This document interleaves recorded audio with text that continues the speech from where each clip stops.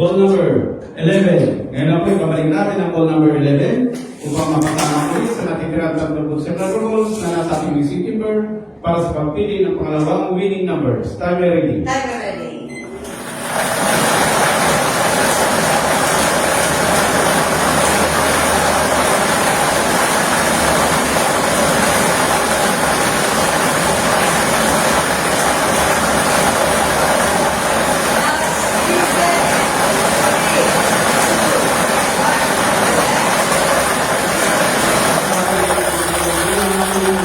At yan ay ang ball number 15. Ball number 15. Ulitin ko lang po at is ball number ng winning completion para sa natin ang ball number 11 and 15. 11, 15. May pipirma ng